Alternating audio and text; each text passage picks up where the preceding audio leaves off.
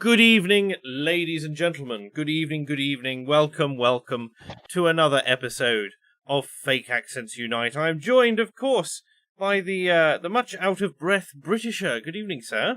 Good evening. We were just listening to you do the internet prayer.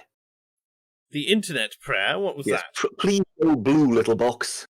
Please go blue, little box. Yes, I'm just trying to get the stream online. Our dear viewers deserve to have, to be able to listen to that with which they are waiting for. We're also joined this evening by Owine, who I think is it your second or your third week in a row at this point? It's second week in a row, I think. It may actually be third. I did come to my mind, but I think it's only second. Hi guys, I'm back again. I now have a place on the shelf next to the British shirt, it seems. Well, I wouldn't go that far, Mr. No, I wouldn't. Owine. I wouldn't go that far. You dare? We shall have you waterboarded, and Oh, what? I don't know for whichever particular reason. I don't know why, for some reason, I believe that waterboarding was lethal for a second. Well, given that according to you, I'm basically submerged in water 24/7. That's how you stay alive. The fact that you're merely threatening him with, pouring some water on him once in a while is rather cruel towards me, is it not? I think you'll find that it is not water you're Oh, submerged it's formaldehyde. but a gelatinous, protein-rich mix which sustains you and keeps you alive in your jar. I mean, would you rather I took it out and just let you flop around like a wet fish on the beach and Well, then there you is all always die? that possibility. think- Freedom, liberty at last. Apparently, people are getting ads on the stream. It's not something that I'm What? in control of, but apparently People are getting ads on the stream. What are you doing that I'm not? I have no idea. This is a limited monetization stream, as always, because YouTube is the way it is. But I've no idea. Good evening to everyone in the chat. Nice to see everyone. Apparently, Doug Rampant, Antburger, Meh, Captain Bees, Colin P. Smith, all those good people. And there we are. Apparently, are you a brain in a jar or a head in a jar? Well, the lore is unclear. He started off as a brain in a jar, but whether or not he managed to regenerate his entire facial structure, such are the powers of the Britisher in his great age, Do you mean to say, sort of a bit like the Thing? Any moment now, I shall start sprouting arms and legs and come to get you. I hope that you would not mimic, John Carpenter's The Thing too much when you do it. Sort of. Have you seen that where his head comes off?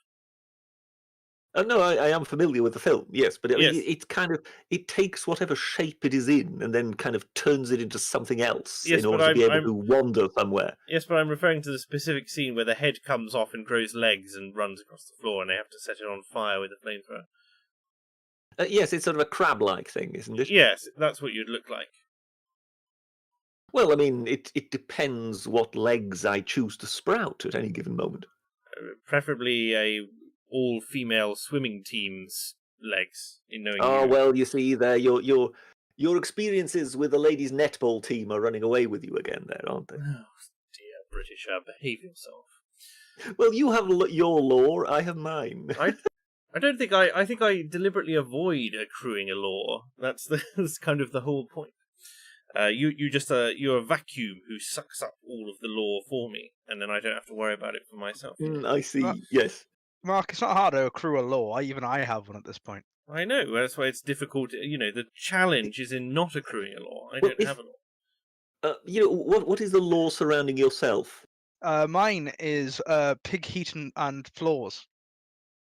So, once we did an architecture stream on the AA's channel for the cigar stream, and we were discussing our favorite buildings, and lo and behold, I thought I'd come out a bit of left field, I was going to do a great modernist building or a great church or something like that. I was going to go a bit out of left field, and I chose a vernacular farmhouse. Oh, a vernacular farmhouse. Yes, a Welsh vernacular farmhouse, believe it or not. And I chose this for the reason that I thought that the farmhouse, the vernacular building especially, was a great building to discuss, and it's an amazing building because it developed and evolved over thousands of years to create its form and to fit its purpose so well. And there are so many little bits of innovation on there which had been passed down or as in like an oral tradition, and each bit had its own little tradition to it, including a tradition in Welsh farmhouses to put the barn attached to the house. And the reason for this was that the animals in the barn, which would be if it was on, say, a hill, for example, would heat the air, which would come up the house and heat the upper end of the house.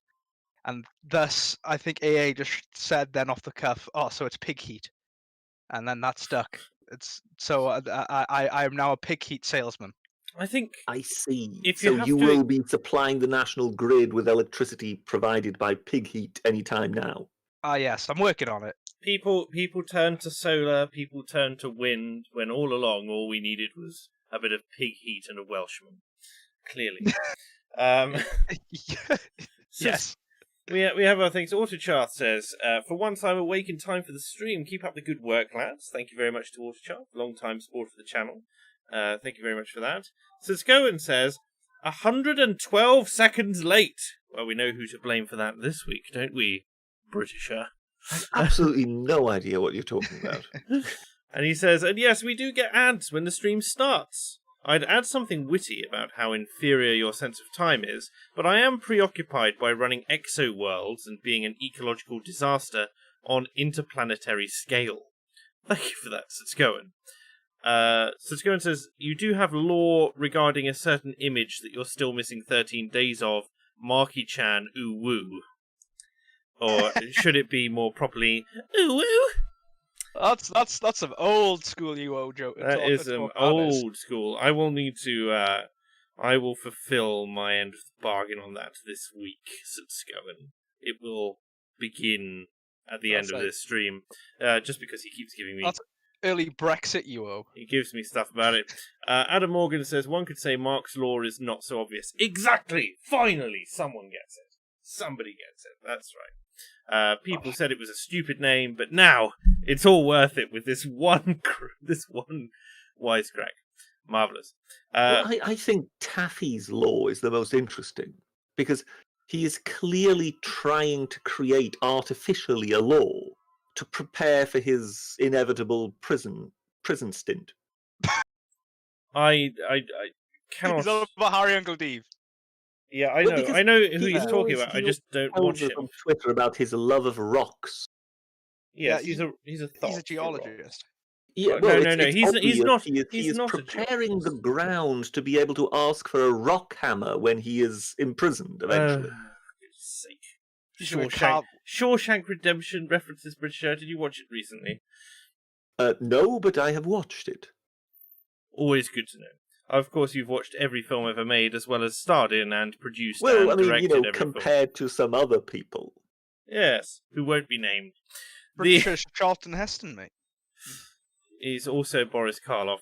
The news this week has been somewhat choppy, I would say. Do you have anything, like, sort of, aside from the big ones, any interesting stories came your way, especially, the week that was Wise, Britisher? Well, today I just came across one, which is the University of California has got a varied coalition of students and faculty calling for the banning of policemen on campus by September 2021. Right. And this is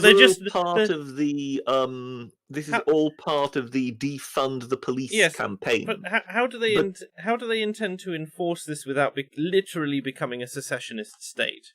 Well, you see that's a completely different issue. But I'll just see whether I can. Is this stream chat? So I've got the link here. If in case this is of interest. So, do you remember how they sort of say, oh, defund the police? If you understand that as get rid of the police, oh, you don't understand. You don't understand. You're misrepresenting it. But then you get, oh, we don't want any police here. Mm-hmm. And this is part of the same campaign. So they're playing this game, it's once again Mott and Bailey. So if they come across somebody who isn't in favor of this or who opposes this idea, they then tell that person. I mean, I've had this I've had this very version sort of set out to me on Twitter, whereby, oh well, no, this is not about defunding the police.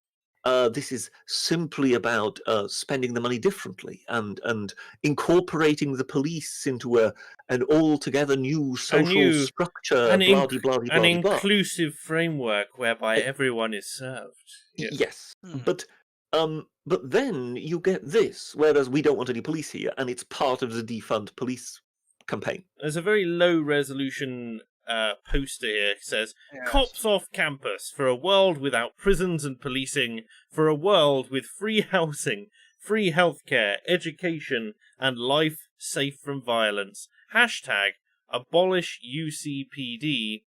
Hashtag UCFTP." Something tells me it's not the police they have the problem with here. You've got the link to the campus reform article there. Yes, they're fairly good when it comes to some of the madness that once in a while you get in US campuses. So education's free, if I'm not mistaken. So I don't know why they're asking for that.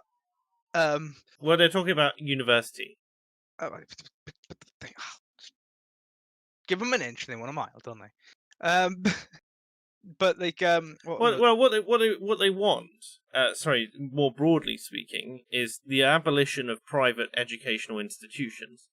So they will claim that it is free education, even though we know it is not, and it is also, it's not just we have schools, but we need to abolish private schools because private schools give an advantage to people who can afford them.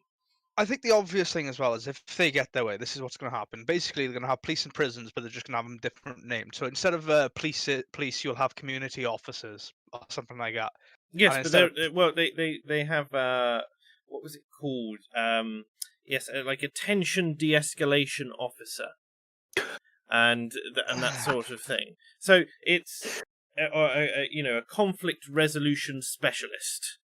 And you know that if two lads get in a scrap on a Friday evening and someone comes along as a conflict resolution specialist, that both of them will turn on the specialist and beat the ever-loving hell out of them. Well, if it comes to criminal enterprise, you already have people who are trained to do this. But these people are just going to get laughed out the room or shot or worse. I can see it now at the next Newcastle versus Sunderland derby, where the 5-foot female tension de-escalation officer steps forwards in order to try and separate the two sides of football hooligans. I think you could basically just cancel Spitting Image and just put that on instead, and people would be quite amused. Have you caught the new series of Spitting Image? I haven't, but I did see the Jacinda Ardern sketch. That was very good, to be fair. I saw Lewis Hamilton, which did surprise me because for once they actually seemed to take a swipe at one of the figures of the left, if you know what I mean. Well, it sort of in the same vein as South Park. It seems to be more targeted at celebrities than politicians. And it also seems to be just swiping out at hypocrisy, which is always appreciated, but the fact is it's only on BritBox and clips online, so I don't know how much traction it'll get. I don't think it'll be renewed for another series, but I enjoyed the couple of clips that I've seen. I saw the Lewis Hamilton one as well, which was very good. Yes, driving a Ferrari, claiming how he was an ambassador for he was an eco warrior and stuff like that, but also a tax dodger. Supported specific petroleum companies and stuff. That expert. Yes, it was quite amusing. But yes, so this cops off campus thing. Just going back to that, the coalition argued that the campus. Okay, so UC campus police forces. So it seems to me like I don't think it's a police force per se. I think it's the security force on the campus, even if they're calling it policing. They're claiming that they intimidate, assault, and terrorize students and community members, especially black people, which is just a tweet that they've put out. They called not only for the abolition of police presence, but the abolition of tuition fee. They call it the abolition of tuition but not the abolition of tuition fees. It's like you can abolish your own tuition if you like. You could fuck off. That's what I would say. Well, tell us what you mean. The Berkeley community particularly would benefit from investing in shelters for the homeless and to improve safety for the general and student population. It's like, that's what the policing force is there for to do, to improve the safety of the general and student population. It fulfills that role. You can't protect them from themselves, being triggered and whatnot, but it'll protect them from everything else. As for shelters for the homeless, well, is that the responsibility of the university? I don't particularly think so. And if they wanted to do that, well, I'm sure that their student union or whatever could allocate the funds as it wanted and host less parties. It's as simple as that. Yeah, indeed. Really, it's very, very silly. Again, this incredibly childish mentality drives me insane. A world without prisons and policing is a world incompatible with a life safe from violence. If you have no check, the monopoly on violence must be somewhere. If it is not with the state and the police, then it will be somewhere else. It will be with gangs, or it will be with other things. What it is? It's a fear of conflict entirely. It's like an infant's fear of conflict, and they're trying to get rid of all of it wherever they can. It's not even a perceived conflict. It's not even conflict. It's a fear of sort of embarrassment. It's a fear of offensiveness. It's a fear that someone might have to face the consequences of their actions. So it's again, all I can do is liken it to it's the mindset of a child who hasn't learned the way the world works and why it's something which is successful now. Obviously, so you're probably a lot more qualified. You're far more qualified than me to say something like this. I put a lot of this down to simply the kind of modern educational method, the kind of method we adopted in the 70s going onwards, 60s, 70s going onwards, which has really been far more ingrained during it, kind of accelerated in the 90s and far more ingrained in the noughties. Kind of the sort of education method I grew up with, which really didn't like conflict whatsoever. It really tried to stray away from that. It didn't like the idea of there being kind of authority figures. It's very anti-hierarchy. Yes, and I think this is what we're seeing now is the result of it in students. We're seeing the result of this education system, and I really think where we want to start, to deal with this, is really go back and just reevaluate the way we're educating entirely, teaching. 100%. Education is the bastion from which all revolutionary movements stem. So it is very important to curb, shall we say, the radical elements there for either side. Radical pacifism. We had when I joined the Air Force, we had a talk from a lady who had, in her own words, survived the Holocaust, and it's not entirely true, really. She was nowhere near Germany and ended up being sent to live with Quakers in America long before anything really kicked off in Germany. But the Quakers obviously have a pure pacifist agenda, right? Their idea is, you can strike me and I will not strike you because I am the more moral person. And she said, well, so the argument from her was, we need to have checks and balances in place to ensure that a man like Hitler would never have risen to power in the first place. And I said, yes, but what happens when you can't control every principality and power on Earth, and Hitler does come to power somewhere and is making moves? If your pure pacifism would just have us roll over, and there's nothing we can do about it. And they get themselves into such a state because, first off, they don't believe that any reasonable person would actually become Hitler. Second, they are paranoid because they don't believe that people really change. They haven't thought through that people change over time. So they, if you're identified by them as a bigot, you have always been a bigot and you always will be, and there is no room for change unless you accept them as the moral arbiter. And even then, you're not an ex-bigot. You're just a kind of like tainted. Bigots are anonymous, right? So you're always trying to deny your base animal genetic urge to be a bigot, right? So you must always be watched. You must always be monitored. You can never be trusted with anything because of something that you said years and years ago and all sorts.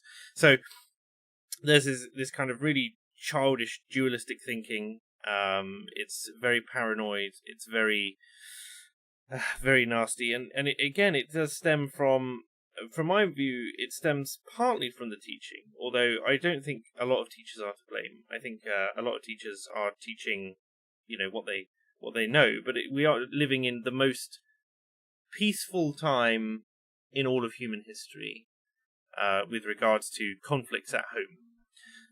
There may be issues.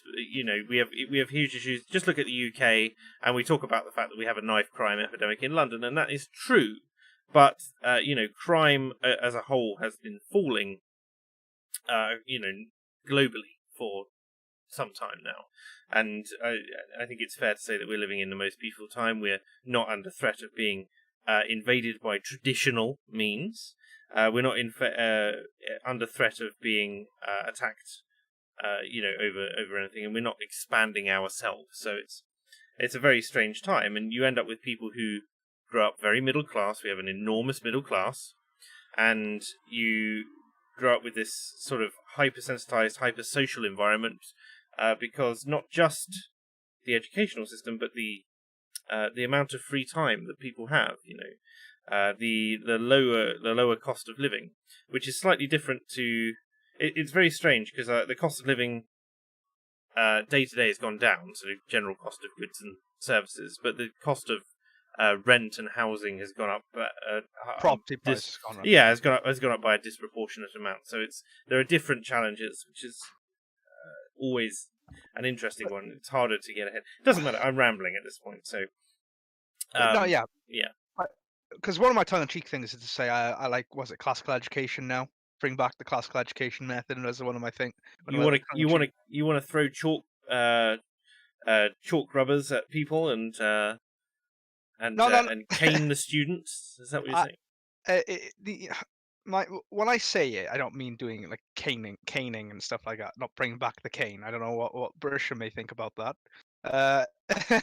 But I would think when I say that, I mean we should bring it back kind of the way classical education was done. It was done. You begin at a foundation, wouldn't you? And then you'd build off of that. You wouldn't be taught something immediately. You'd be taught initially the reasons why. So you'd be learning the classics. You'd be doing a bit. You might do a bit of Latin, and that gives you kind of the understanding of Western civilization, and you learn things through history and through kind of example. Far more. Well, history is one of those big areas because that's the battleground we're also currently fighting at the moment. People in the chat, by the way, who are talking about legal invasion and thinking that I am permissive of it is a different matter entirely. And certainly I'm not in favour of illegal invasion. But what I'm talking about is the traditional sense.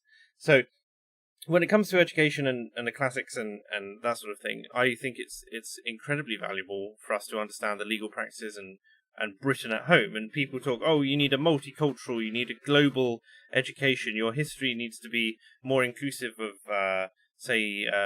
minority ethnic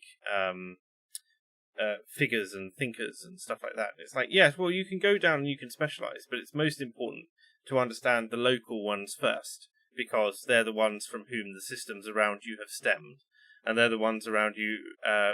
They're the ones from whom your history stems, and it's very important to understand the treatment of thinkers and peoples throughout history. I was deeply disappointed. I had to go out and do my own learning on things like the Magna Carta because it's not taught in the schools. I don't know very many British literary figures, if I'm honest. I didn't even do Shakespeare in school. I did a little bit, but a modern. The closest I got to doing proper Shakespeare was reading The Tempest, which was a kind of basically a snapshot of that, and I read more of it in my own time. You basically got through with 2 chapters, and then the modern. I can't remember who directed it. The version of Romeo and Juliet with what's his face in it? Leonardo DiCaprio. Leonardo DiCaprio and Kate Winslet. Yeah. Yeah. So my God, my education was very weird. History was abysmal. The way they taught history, especially World War II and that period, was abysmal. There was one saving grace in that entire history course, I remember, and that was the history of health and medicine, which was a really interesting and quite engaging, quite an interesting topic in general because they covered it in the right kind of structure of a timeline. But otherwise, the way they taught history was just absolutely dreadful. Like you're jumping around everywhere. You never learnt the context for anything, and then the way they examine you again is awful. I didn't do too well in my exams. I don't exam well whatsoever. And Hmm. so there was that, and the way they teach English, I can tell you, English is probably another one which really needs a hard look at because the way they teach it it isn't working at all. I was bottom set English. I noticed But Britisher has no comment on this whatsoever because he wasn't raised here. I wasn't even in the country. Yes. No. yeah, But when it comes to history, the key thing about it is to teach it in a way that makes sense. Yes. There needs to be some sort of narrative to it. It has yes, to be relatable. And history is I think one of the things they tend to do these days, in order to avoid any sort of narrative, is to just give you random, unconnected snippets of history yes, with which you can do absolutely nothing. It's also exactly. what is it important to learn about with regards to history. So obviously we've lamented at length about the rise of the horrible histories method. Yes, But it's things like, is it important for me to know how a French peasant or even a peasant in Tudor times lived? Or or is it more important for me to know the contents of Samuel Pepys' diary, for instance? Is it more important for me to know, about the daily life of a baker in London, or to know about the Great Fire of London? These are events which had catastrophic or large impacts on the UK, and on the way things were done, and on the way things like the cities were constructed, and it's that's missing from. the greatest the biggest textbook for UK history curriculum has already been written. That's Churchill's History of Britain, the English-speaking peoples. It's there, he lays it out in the histories that probably should be taught in Britain, so you get the understanding of why Britain is the way it is. And he does that in such a manner that is obviously a bit biased. It's Churchill, for God's sake, but it isn't 100% biased because he's very sympathetic to the Americans. He's often quite sympathetic to the French because he even discusses the French as much as he does the English. In that, I'd say, but Well, it they are really our does delve closest. deep into into kind of yeah. Well, you Yeah, can't talk about the well, English without talking about the French. well, no, And they've been our enemies and then our allies for so many years. It's impossible to kind of disconnect. I mean, even we had the Normans came over, for God's sake. It's, it is though. It yeah. I really mean, is. you look at it because even things like the Victorian era stemmed directly out of our response and disgust with the French Revolution. It's the age So of revolution, yeah, exactly. But honestly, the books, the way he's written it, the way it's all there for just to teach someone to go in and develop a history curriculum from that. Just because it'll get people reading, you could link it into English. It just makes sense in that way, and it's a kind of a series of books that won a Nobel Prize, but we never really went further with it. It is honestly a great work of the 20th century that we haven't really done anything with. Boris, know what you have to do. It appalls me because I listened to it. And I've read it now as well, and it is honestly such a good and comprehensive coverage of Britain. Yeah. I think it's you need to have something which is greater than just knowing. Well, we had the Anglo-Saxons; they were succeeded by the Normans, and It's then also that it's was also that was about it. The uh, Romans were here at some point.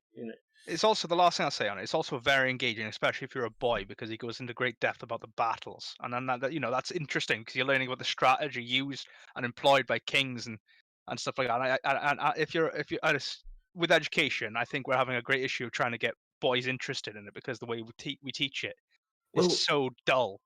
you see, when it comes to the teaching of boys, I mean, Christina Hoff Sommers wrote a book, didn't she? The War on Boys, wasn't it? So, that there is some understanding for some time now that there is a sort of a one-sidedness in the system. Now, I remember being of such an old vintage. When either of you two were still a glint in your father's eyes, or you were still in short trousers, I remember there being question time debates in which the likes of Harriet Harman were throwing their weight about how teaching methods needed to change in order to help girls. Because, you see, in my day and age, when you were at school, um, the boys were outperforming the girls by miles. And slowly, sort of techniques were developed, and also the curriculum was changed and whatever. Anything that would kind of favor the girls. But what has, of course, happened is one has completely overshot.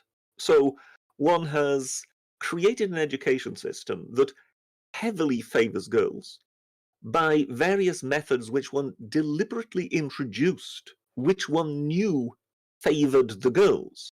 Yeah. But now that one has come to the situation in which the boys are lagging behind, well, you see, that's because girls mature earlier, and it's just generally because we have a problem with it. It's a problem we have with boys. No, you have deliberately tilted the education system towards the girls. You have overshot, and now you don't want to tilt it back because now you somehow want to imply that this is part of the natural order of things. The very thing which once upon a time you railed against when the boys were doing better.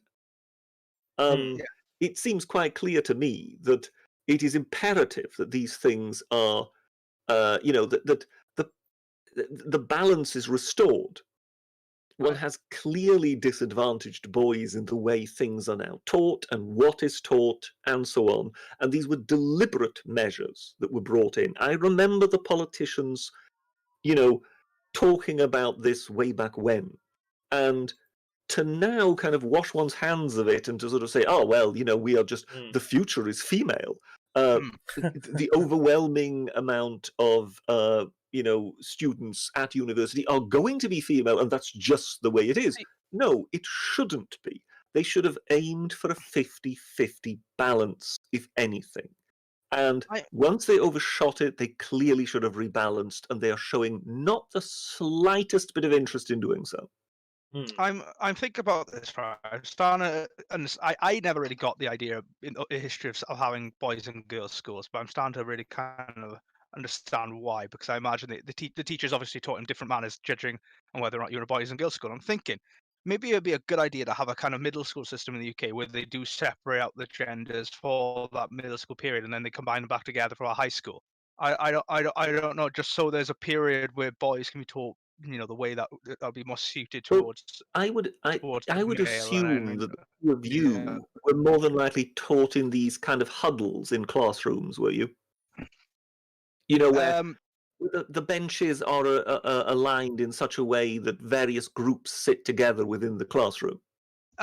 It was kind of a mix, really. They did adopt the kind of, here's your little island, here's the people you sit with, but we're all mixed. We're all from different, like, it was either just boys or girls or whatever. You wouldn't be some teachers would allow you to sit with your friendship group, the others wouldn't. You'd be assigned. Then some teachers would also like kind of separate out 1-2-1-2, boy girl, boy girl, boy girl. But you see, the reason I ask this is because the huddles were seen to favour the girls. Whereas the more old-fashioned tradition, which you see sometimes in films, of all the classroom basically sitting in rows and columns in rank formation, that favours the boys. Yeah, and therefore now everything heavily is concentrated on those huddles. It's the method itself favors the girl, just in the fact that the boys would rather be more hands-on. They want to have a more free-form lesson, don't they? I found even if I was the boys suit the discipline. Even if I was in a group setting, most of the time it irritated me that most of my fellow students didn't want to engage, and so I just sort of sat there and quietly at the edge, just doing my work. It's like I don't think the strategy worked particularly well for anyone who wasn't, very extrovert, and even them, it was a distraction. The worst thing about it was that you'd have all the kind of belligerent, I guess you would say, all crowd together if you have a weak enough teacher. The big problem as well is teachers. Some teachers are so weak, they're pathetic at trying to managing a child. Yeah, reminds me of my art class. Sorry, Owen, can you just leave and rejoin quickly to reset your connection? You're roboting a little bit. Okay. So we have... Yes, so we've had a crisis on campus, effectively, as they try and ban in Berkeley. Of course it's going to be in Berkeley. I do have another story, which is coming at us. Have you seen what's been going on with Pure Gym, Brisha? Pure Gym? No, I can't say I have. Marvellous. I'll get into this. This is going to be great for you. Where's this now? There we go. So people can see it. Pure Gym is sorry for unacceptable slavery post. Ringing any bells? What? Fitness centre operator Pure Gym has apologised unreservedly for an unacceptable Facebook post from one of its gyms about slavery. The Luton and Dunstable gym said, "Slavery was hard, and so is this," and put forward a workout designed to celebrate Black History Month. Okay, well, this is an interesting angle, yes. In a statement, Pure Gym said the post was wholly unacceptable and not approved or endorsed by the company, of course, and it was removed as soon as it was brought to their attention. It's the largest gym chain in the country by membership. The workout, entitled 12 Years of Slave, after the film of a similar title, included 12 different moves, including burpees, push-ups, and box jumps. Funnily enough, users responded angrily, claiming that Pure Gym had an offensively tone-deaf marketing team, that it was wrong, insensitive, and horrendous on all levels, and Pure Gym had to point out that, all of its gyms are franchised effectively and have their own social media channels, and they've got over 270 gyms. So, yeah, it's somewhat offensive. So effectively, it was a franchisee that went off the rails a bit. But, yeah. Yes. No, it's kind of wonderful how these kind of unwittingly comical things come forward, whereby everybody is trying to be terribly, terribly switched on to these subjects, and well, yes, as we can see, then getting it beautifully wrong. Indeed, it's just it's ridiculous. I think it's the second time like a gym has been caught up for trying to put something up and then the PC brigade gets ready. I don't particularly have any issues with this. Like, do you know the whole reason this has come up is because we don't have slavery anymore. In fact, we don't have slavery in living memory. So it's not really that much an issue. So, I can understand them doing it. In the current political climate, it's not very politically correct, but I don't see any issues with the post itself. Yeah, they can count, can't they? When they do their rhythm stuff, they can do 1 Wilberforce, 2 Wilberforce, 3 Wilberforce. And yes, in sets of 1805. There was another gym which put out, yes, we're LGBT positive. Legs, glutes, biceps, and traps. And somebody complained that trap was an offensive slur to LGBT people. Oh no! Of course, of course, that got it shut down. That's a muscle, you man. Was this in Britain? The one with the traps, or was this in America? I think so. I think this was in Brighton. Because somewhere. in Britain, I'm sorry, whoever takes offence at this should be shot. All right. Okay, Britisher. Seriously. Salut! If you live in Britain and you live in the country of Carry On and of Morecambe and Wise and of, Ronnie Barker and so on, and you take offence to the glutes and traps and whatever, I'm sorry, get a life. I mean, I'm sadly aware of the fact that we live in a country in which there is a significant Puritan element that will just complain about bloody everything. Yeah, it's us. But seriously, this is a nation that is this is a nation that is famed throughout the world for its humour. Well, I think our humor's dead now. I got to be honest. And really then you hear the word traps, and oh my god, this is offensive. Something needs to be done about it. You know full well that the person who's complained about this has never been in a gym and still doesn't know what traps are in terms of a muscle group. So gotta get those gains, man. Not getting those gains. Ridiculous. Absolutely ridiculous. Yeah, but about British humour, I really got to be honest. I do feel that British humour is pretty dead, and it was America that killed it. I don't think so. No, I really do. No, I don't think the British humour is dead. I think in the media it has died a death. But I think throughout the country, when you are dealing with people, the humour is still there. Well, the national trait of the banter and making fun of things and sometimes having a dark edge to it, that is still throughout the whole country. Well, as I said, still have it. I guess amongst my age. Listen to me when I say the litmus test for this is one, military humour. Because they traditionally, obviously, have had some of the darkest. Oh, they do. Stuff. My uncle, Christ. And it's still retained there, just to a large extent. Certainly, if you see some of the meme pages, good grief. Or things like there was the sort of British lads humour, which got them in trouble because it ended up in the Daily Mail because they did shooting Jeremy Corbyn. No, they did a fake. They basically mocked the Top Gun 2 trailer. They did a mock-up of it and then inserted clips from defense helicopter training.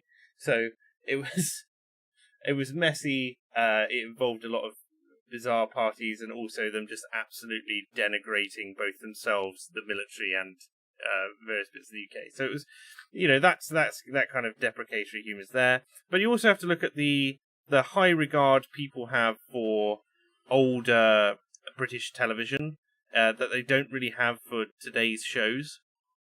I still think that whilst something like Game of Thrones is fairly popular and that sort of thing, I don't think people are still really talking about it. Well, it had a bad ending. That kind of killed it. Well, it had a bad ending. It kind of killed it. The books, it was kind of tired. I know a lot of people who dropped it after 4 seasons or whatever. It doesn't matter. My point is that there are still there's a market for channels like Gold for I think and that sort of thing. There's the last two big shows I can remember that are quite very fondly remembered. I would say you've got Top Gear with Clarkson, Harmon, and May. Yes. And you've got Gavin and Stacey. I never watched any of that, and I have no idea what it is. It's kind of it's by Ruth Jones and James Corden made his kind of name. Ooh. Yeah. Is it a sitcom, I assume? It's a sitcom about English people in Wales, essentially. Okay. Well, no accounting for some taste, I suppose. Yeah. Richard, have you heard of it? I've heard of it. I never watched it. What snippets I saw just never appealed to me. Yeah, but it's one of those comedies that is still it's not as fondly remembered as say an Only Fools or anything like that, but it's remembered fondly in the old manner.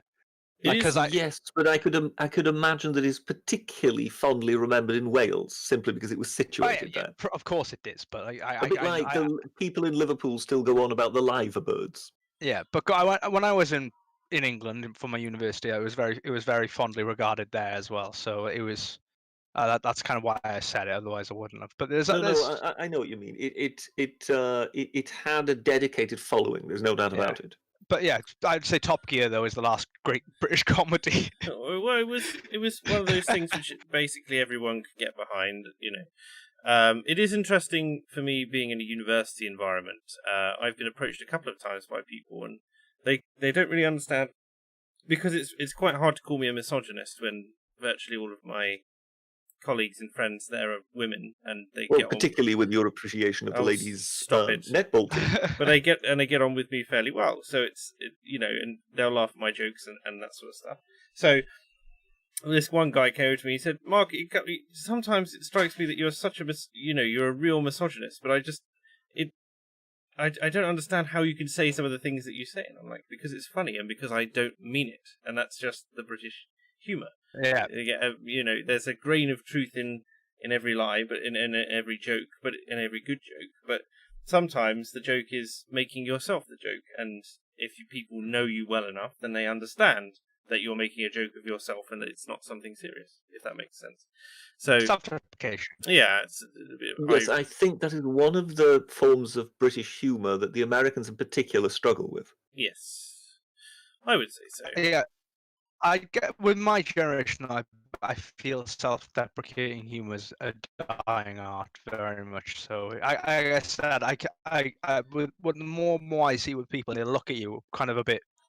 Well, people kind of a bit like, Well, it's also a sign of changing culture. A lot of people would make self-deprecating posts, and it would be, somewhat ironic, and also, there's a little bit of truth there, but you're kind of laughing a lot of this stuff off.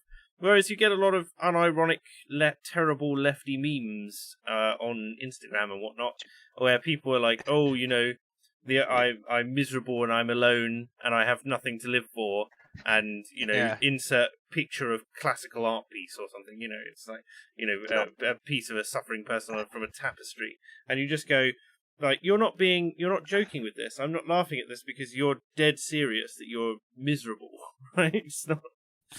I think honestly the word they always use now, and I hate so much, is cringe. It's overused. Oh, it's so cringe. It's like just someone trying to be funny. It's just like, oh, you're cringe. It's like that's the humor. That's the point. I'm trying to be, That's a very it's a very. I feel like cringe hasn't really made its way into the general masses. Really, it feels more to me like an internet phenomenon. Well, in all fairness, cringe, when it comes to sort of humour and sitcoms, I think cringe was one of the sort of bad turns that one took. I would describe it as kind of the comedy of embarrassment, where you are made to cringe, as in you are made to feel embarrassed for the person. Examples: Alan Partridge and things like The Office. Ooh, yes. And I think in a lot of cases, that humour, particularly when it comes to sitcoms, doesn't really work. Because you don't have kind of setup and payoff. You just have kind of one embarrassing situation after the other.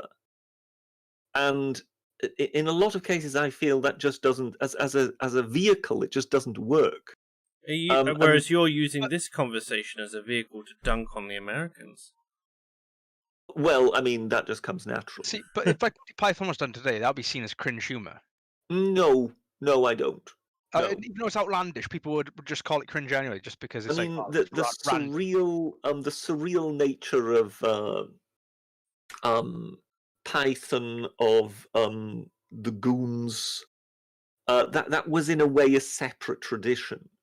It was the fact that it was so outlandish, it was so way out. I mean, what's he called? Spike Milligan, the Irishman. And then you've also got people like Marty Feldman and whatever.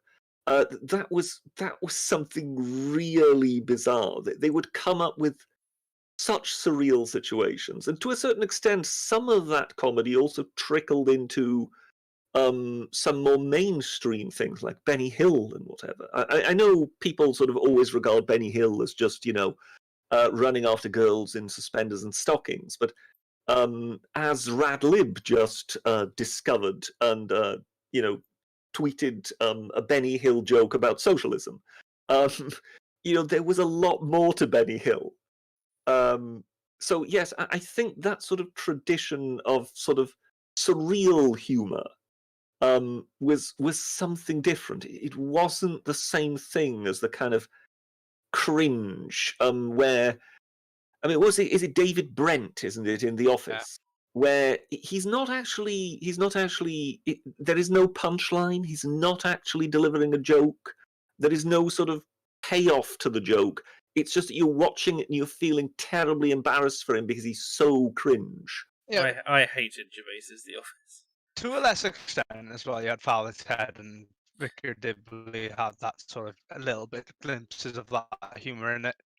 They had touches of that, it's... but they were still much more traditional comedies. Speaking of Spike Milligan, by the way, did you hear about a show that he was in called Curry and Chips? No, I can't say that doesn't ring an immediate bell. But then Spike Milligan was in a lot of things. I think they made 5 episodes, but they only aired 2 or something like that. And it's Spike Milligan in blackface. He did a lot of that. Being working in a, I think it's just like a northern steel mill or a toy factory, and as a Pakistani worker who's come across, and basically they said that they claimed that it was there to highlight the intolerance of the Northerners, but everyone liked it.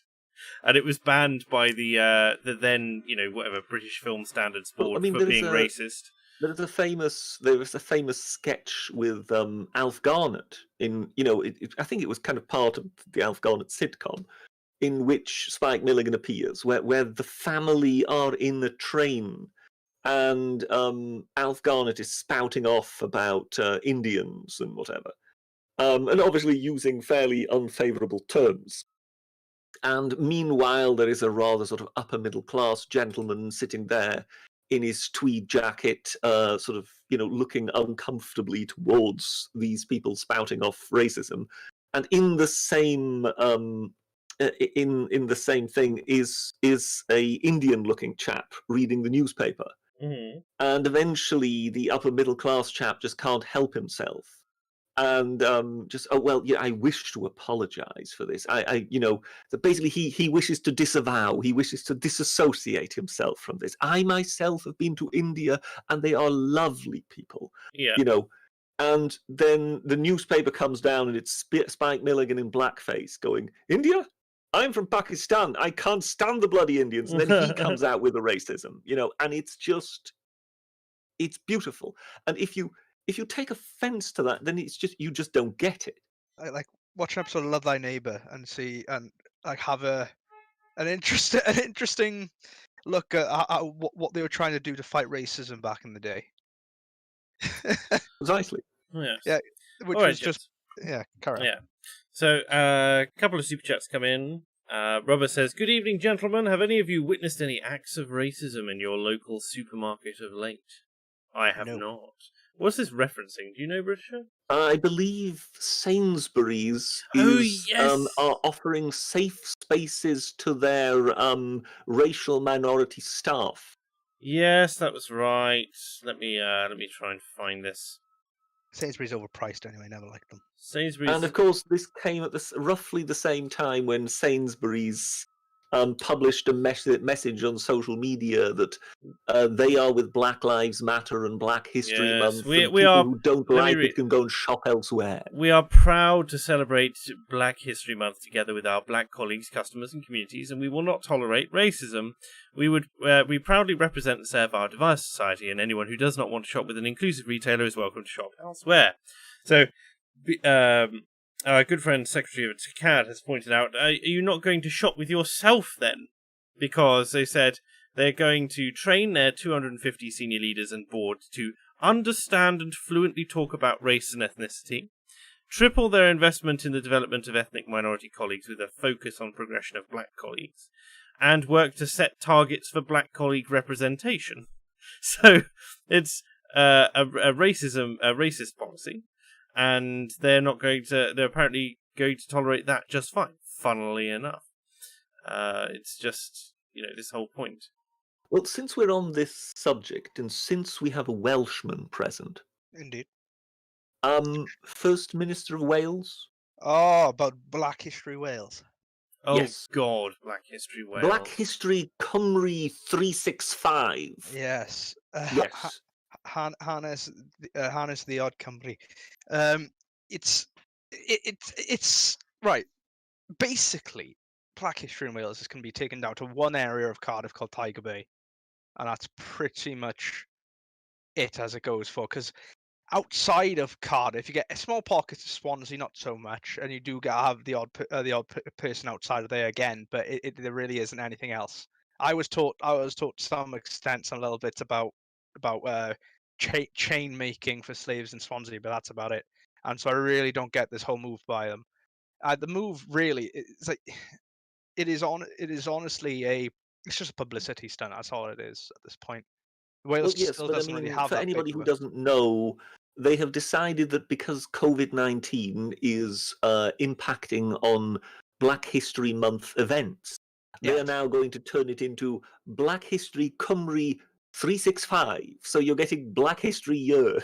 Yeah, it's going to be based on the theme is diversity. Wow. Do you know Can you how much? imagine? Do you know how much of Wales is actually black? Like 3%. Is it something like less than 1% or something like that? 0.6%. Well, there you go. 18,276 people who identified as Welsh African. My oldest friend is half African American, and it was very odd for people when I tell them that when I meet someone from Swansea or Cardiff, they are someone of an ethnic background in Swansea or Cardiff or something. When I say to them, it's like, oh, you don't see much from me about. And I go, well, actually, and it's quite odd, and people, but in Wales, people hate like kind of racializing. The biggest racializing we do in Wales, we hate the Gogs more than anything else. You hate the what? North Walians. Okay. Yeah, so in Wales, the big issue has always been between the South and the North Walians, and we hate each other more than anything else in the world. Hang on. I need to interrupt here. Walians? North Walians, South Walians, that's how we say it. That's how we say it. North Welsh, South Welsh. Look, Welsh is a derogatory term. We should stop using it anyway. I'm just surprised at Walians, because I'm familiar with Welsh, but Walians is new to me. It's aliens who wail. Well, so you say there must be that, yes. British obviously comes from Walachi. The word Wales comes from Walachi, meaning foreigner, doesn't it? And so you got Westphalia, and that comes from Walia, and you got areas like that as well, which means foreigner. And so Walian would make sense. Are we sure that Westphalia is related to that? Because Westphalia would be rather Germanic. I'm thinking of something else called Walia. There's Wallachia, and there's another place called Walia as well. I believe it's Poland. I'm not sure, but it pops up. The Gogs in chat are very upset with you, Owine. By the way, of course they are. I'm sorry, my fellow Cymro. I'm very sorry. I really don't think he's sorry at all. No, I don't think so. And other people are saying, how black was my valley? But honestly, though, it's a very odd decision in the fact that Wales has enough problems in the valleys, because we are, essentially, if we were independent, we have the same wealth as Albania, probably. Well, would it be fair to say that, given that you mentioned Tiger Bay, that the most famous person from that area is Shirley Bassey? Yeah, Shirley Bassey would be the most famous from that area. I think Shirley Bassey is pretty much the most famous black person from Wales, isn't she? Yes, that's if you don't count Tom Jones, who was just extremely tanned. Or the academic Asian. I'm not sure Tom Jones considers himself black. No, he doesn't. But he's just extremely tanned. I always used to think he was, but that's just me being from little country Wales. But he's just extremely tanned. There are other Welsh footballers as well, often born in England, and there was many a Welsh rugby player. So honestly, it's few and far between. What were we discussing that caused us to come onto the Welsh? British opened British opened up. I somehow slewed off into First Minister of Wales. I think we were on Sainsbury's. Yeah. So the Black History Year, right? So yes, it's so hard to avoid. It's one of those bizarre things because, again, once again, the Morgan Freeman clip has been circulating the internet of him talking about how it's fast, it's insulting, and it's infantilizing, and also it's this point that if Wales is history is history. I think I said at the time. I said it's they're going to single out a single race as part of your propaganda campaign to not tolerate racism. You've got I've been told I'm not Welsh. I'm not white anymore. I'm Celtic now. That's apparently you're a Celt now, are you? Okay. Well, supposedly, according to the BBC, Celt is his own race now. So there's only there is no black history. There is only history, and there are those who are remembered by it. So it's not. If you should not racialize history, because again, it's not. There is no such thing as white history after all, is there? When they speak of black history as well, they're being very, very reductive. They talk about they're talking specifically about peoples who originate from particularly sub-Saharan Africa, because again, none of the Northern African nations, the Egyptians, one of the oldest civilizations on Earth, funnily enough, never gets a look in when it comes to No, but it's like they're not talking about those sorts of things. They're talking specifically about a movement which has been birthed out of the African American identity, an identity which most of Africa, by the way, gets really irritated that it exists. They think they have it far better than they do, and they do, and that they're complaining about nothing, and that they get very frustrated when that all they do is they sit around all day and cry racism. So it's not even that you're talking about black history in the perspective of there's black history. You're talking specifically about black. You're just talking about the history of a group of people defined by race across Europe and the West, and that's all that they're doing. And it's very strange. Like you wouldn't. You notice as well that it is also exclusive to the West. They don't talk about black history in the Middle East. They don't talk about black history in Asia and China, and they don't talk about it even in Africa. They're talking about... The reason they don't talk about black history in the Middle East is because they would have to explain where all the blacks went. Indeed. Yes. Well, exactly. But that would be history, wouldn't it? Yes, it would. In the West, what's happened is in the West is that the American concept of the black nation, of like a separate nation underneath a nation, has kind of proliferated across the entire West. So in Africa, that wasn't there. In Britain, it wasn't there. Up until very recently, or up until the 90s, it wasn't here. That's it. But now we're starting to see that develop more. There's a separation beginning, and not I wouldn't say it'll lead to civil war or anything like that.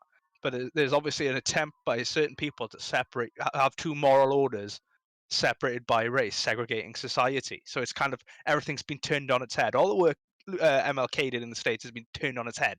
Indeed, they talk about, they get really irritated when you bring up MLK because they say, well, he was shot anyway, and I'm like, well, who would you have? And they're like, oh, Malcolm X. It's like, well, he was shot as well. He should have been shot. But who has the longer and more lasting legacy? And it's going to be MLK, in the same way that Gandhi led violent revolts in his youth. And when he moved to a pacifist movement, he had a far greater impact. And why they can't see that the impacts are far greater when you're non-violent and you're more reasonable, I don't know.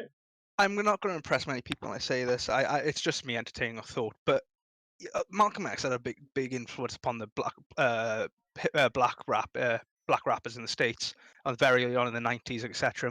Moving from there, and I think due to the significance within our modern culture of, like, say, rap, hip hop not so much, old school hip hop not so much, but definitely kind of more contemporary versions of rap and stuff like that. I feel that that it is honestly it's the kind of philosophy of Malcolm X which has completely turned just destroyed MLK's legacy entirely. I think it is honestly, the black community needs to turn and say, look, they cannot use Malcolm X anymore because he's just that dangerous. His philosophy has caused this problem to turn on its head again. It's almost self-segregating at this point, and so it is going to its moral conclusion of the shoes on the other foot, and it needs. They need to go back and just reevaluate it as a community, because I don't think the whites can't do anything about it now. It's an issue for the black community to solve, I think, ultimately. Well, that's the only thing. Again, I don't even call it the black community. It's the African American community. African American, right? Because that's as close to a definition as you're going to get to, because it's not them basically pushing black gives them a moral impetus Indeed. where they can claim so many more crusades that they actually have any right to. The statistics came out recently, for instance, that they're 8.2 times more likely to murder this time round than any other given than non-whites, non-blacks. Sorry, and it's ridiculous at this point. They have so many issues they need to address. Anyway, bringing things closer to home. I just want to cover a couple of super chats, and then we'll go into another issue. EC90 says, if girls are doing better than boys, then why are millions spent to encourage girls to do some STEM subjects? Well, they claim it's a representation. Girls don't see female scientists, and therefore they're not encouraged to. They don't feel like they can achieve that. Whereas it's very strange. That's a very strange thing to do. If I've ever been driven to do something, it's been because I've been driven by the people in my life who have latched onto the fact that I have an interest, and then I've gone on to do that. And I've never really done it. I understand that some people have idols and some people have, aspirational figures, but it's never really been an issue for me. Maybe I'm just weird. Any comments on that, gentlemen? Well, we both agree that you're weird, but not you. necessarily due to this particular trait. When it comes to the whole girls in education and whatever thing, I really think that everybody involved ought to bloody well grow up and how shall we say, see which way progress lies. I some years ago once did a video on Sargon's channel that proved quite controversial, in which I said, yes, look, I'm sorry, we need to realize what will actually propel us forwards. Economists and whatever have been warning for years now that we are lacking in innovation and whatever, particularly in the engineering area. And I'm sorry, the innovations in engineering are not going to come from the girls.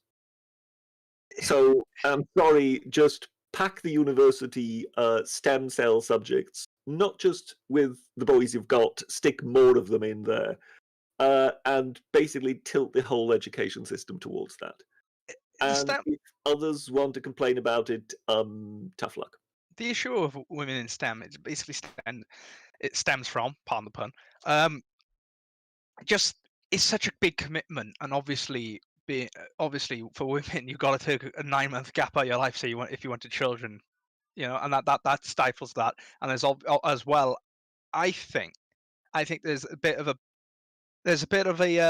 disconnect. I think men are far more willing to commit to something long term than a woman is. Well, outside of a relationship. I don't know like about that. this. Is it girls that are playing Magic the Gathering, or is it boys? Well, yes, isn't it? A boy can get fixated on something far easier. The level of autism is much higher on the male side. Yes. And like it or not, you more than likely need that sort of autistic pedantry. I can guarantee you, probably subject. Most great innovators in history are all autistic. I could well imagine they will have been. Yes. I mean, if you think that Newton, who started, deforming his own eyeball with a spoon in order to observe the light, if you think that was just a rational, perfectly sane chap just having a go at his eyeball with a spoon, well, then, you are perfectly entitled to think that, but I think you'd more than likely be wrong. This isn't saying that I'm not saying that there shouldn't be women in STEM if they want to continue to go through that process. Well, if they're equally dotty and they're equally efficient in the subject, but something tells us that something tells me it's heavily weighted the other way. It's like chess. How many world champion chess? How many women have been chess world champion? None. None. Yes. How is that? Was that all discrimination? Were women being, prevented from playing? Or is it just that, just as we are supposed to constantly accept that there are certain female traits which we just don't understand and therefore should stay out of, Could it just be that there are some male traits? It's interesting as well. One thing I've always wondered is why have there never been a great woman like F1 driver or Apparently rally been driver? 2. They were sisters. Were they? When it comes I to know Sabine female, Schmidt was a big one in the Nürburgring, but that's about it. when it comes to female F1, I think about a year or two ago, there was actually a test driver. I think she was a test driver for Ferrari, and she came out and said, "Look, there are physiological reasons why women aren't in the top echelon of F1." Now, she was a test driver for Ferrari, but then what did she know what she was talking about? So she was then just shouted down by, well, you can imagine which crowd, and of course, all the politically correct sports personalities, such as David Coulthard, then came in and said, "Oh well, she's putting women off trying," and whereas you can imagine all those Formula One drivers, they've all got six packs. They're Yeah. all absolute athletes. So now you put a woman in there who doesn't have the same body strength, and you expose her to the same G forces in those corners. And I'm sure she can do that for a few corners. She may do it for a few rounds. But once you hit the 20th round or so, and you're once again being thrown into one of those corners, yeah, that's more than likely when her car pulls over.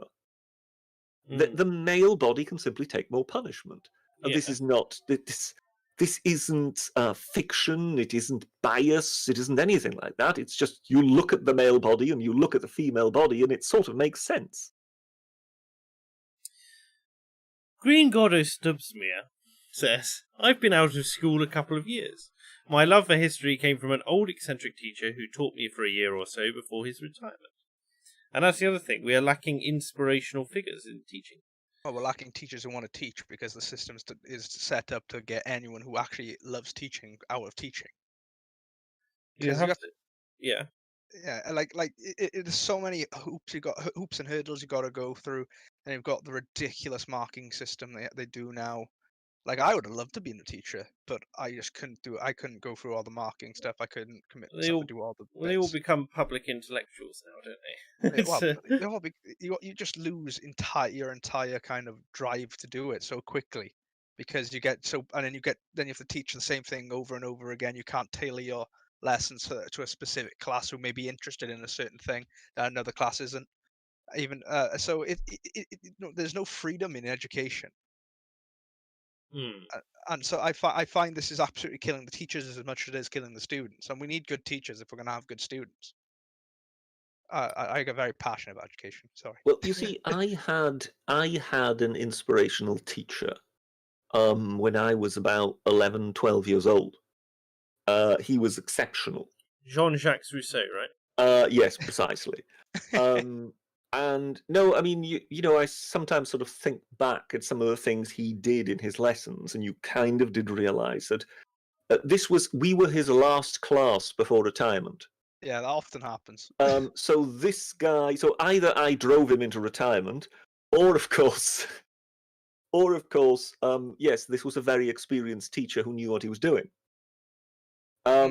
And yes, I think he is the one to blame for my non-obsession, because I barely ever mention them, into the Romans and things like that. So certain things that still occupy me today were kind of implanted in my mind, so to speak, round about then. Mine comes from a primary school. One of my primary school teachers, when we used to do harness, because obviously my primary school was all in Welsh. It was history. It was basically, because I was in a small school as well, we're all collected together. But anyway, it was she would just kind of, because it was a small one, they could teach to you more, and so she would pick out bits of history that I loved, and she just kind of built my love for history so much. We did a lot about the Celts and everything about that. We got to go on a lot of field trips to go and see many castles, and it really just ingrained me in it. And it kind of, I never did homework, but the only homework I'd ever do was history homework because I enjoyed doing it. And so I just kind of that's where all my personality derives from, more or less. I remember being 6 and someone asking me, what do you want to be? And I said, I wanted to be an archaeologist.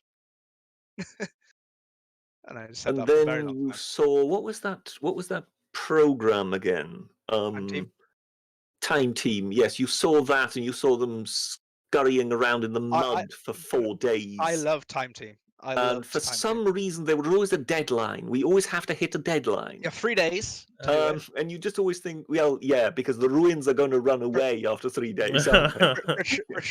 Brisha, 6-year-old me loved Time Team. He would switch between SpongeBob and Time Team constantly. Tony Robinson.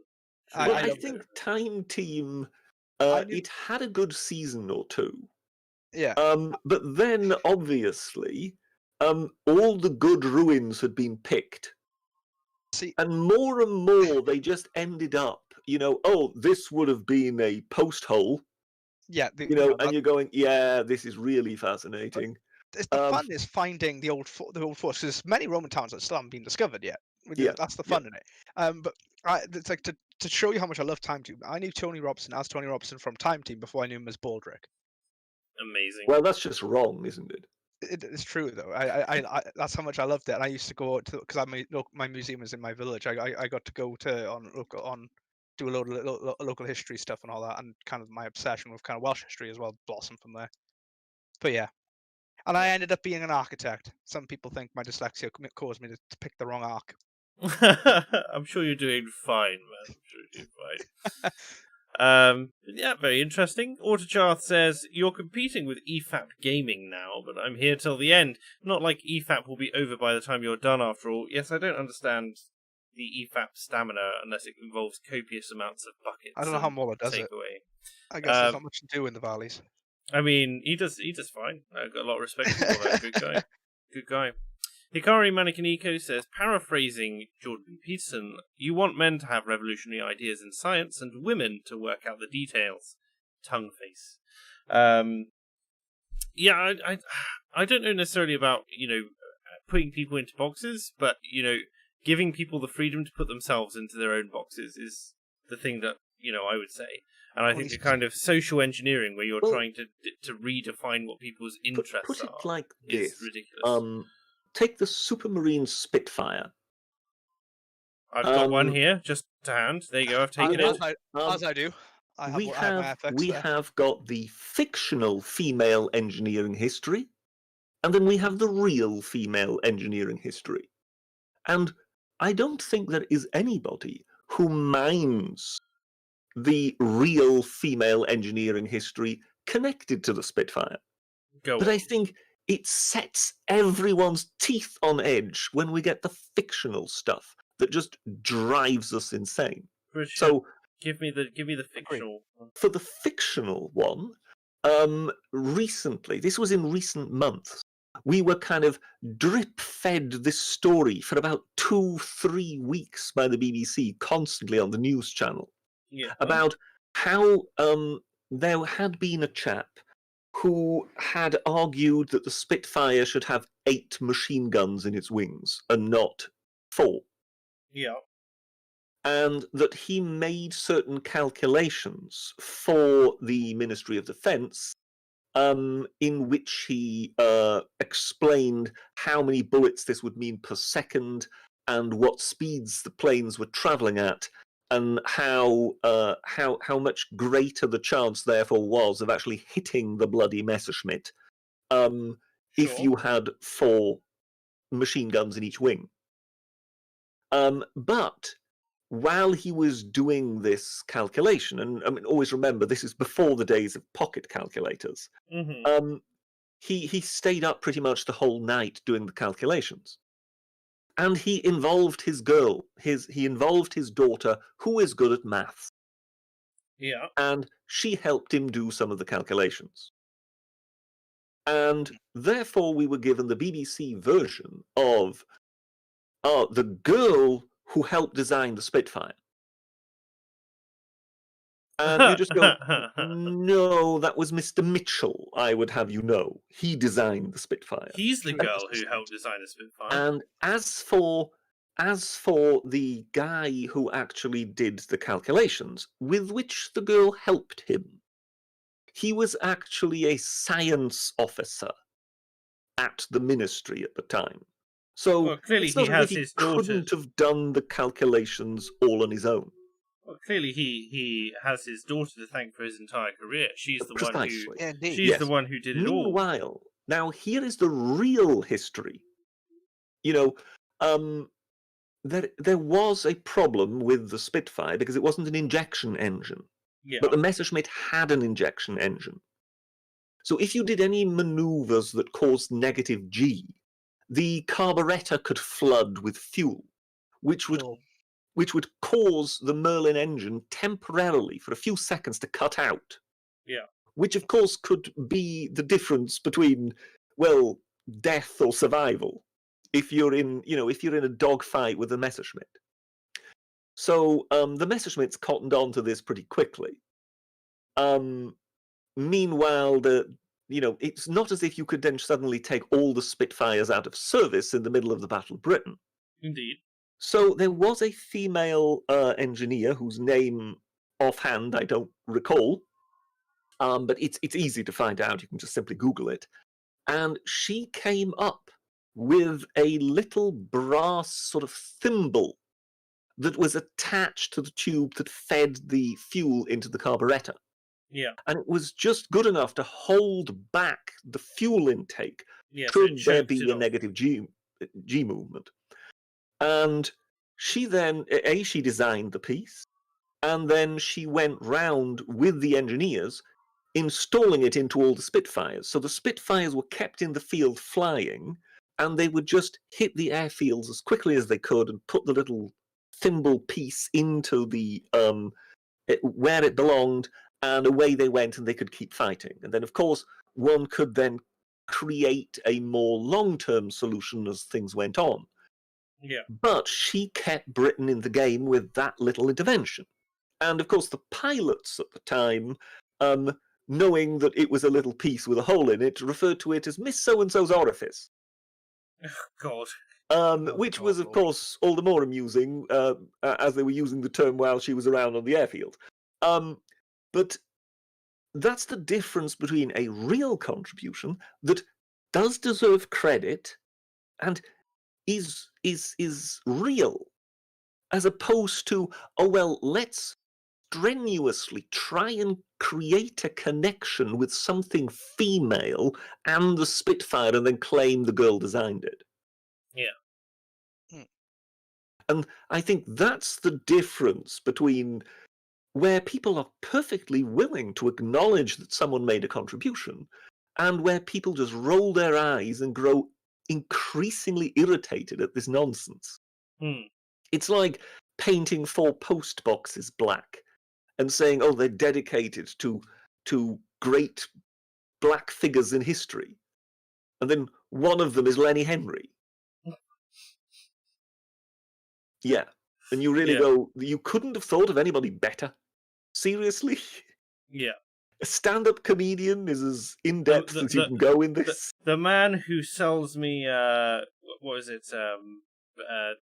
Premier Inn on the weekends. Yes, precisely. He's one of the greatest black figures of history. I don't think so. All right. Anakin Cringewalker says, all but 3 African states have lower crime rates than African Americans. Africa clearly has a white supremacy problem with their nuclear families and work ethics. The horror. Yes, this is another thing.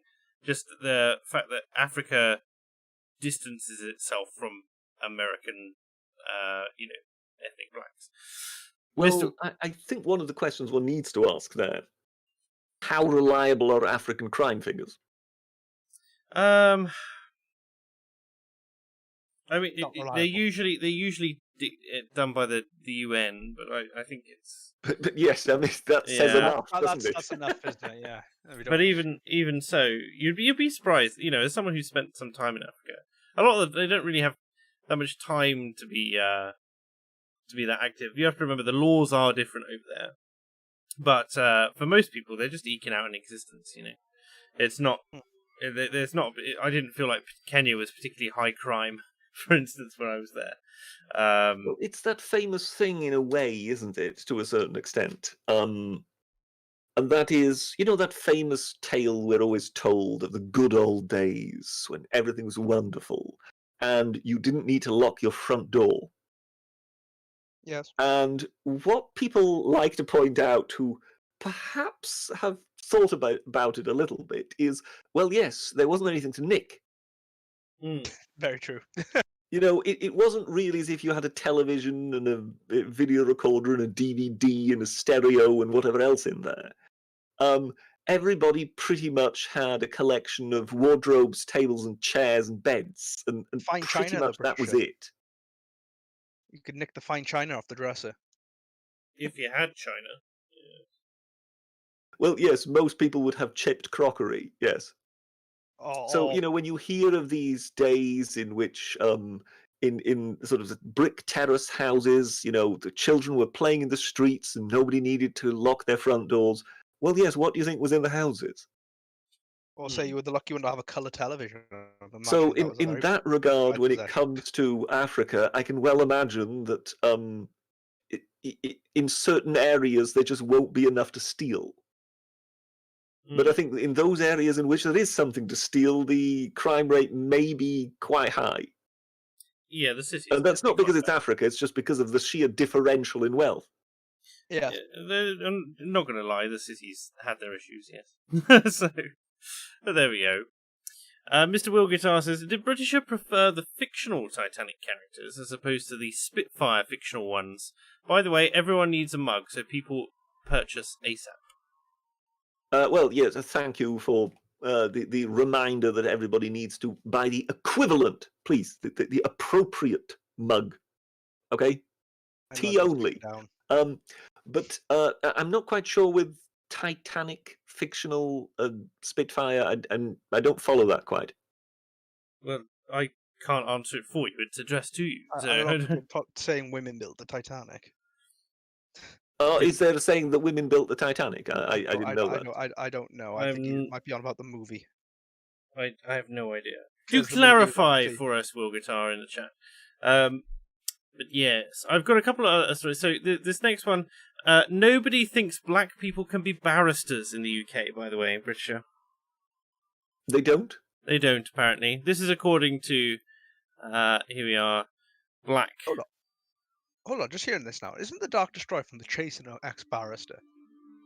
Is the what, sorry? Do you ever watch The Chase on ITV? Have you ever watched it or caught it? Oh, I know of it. So the guy on there, when the Chasers.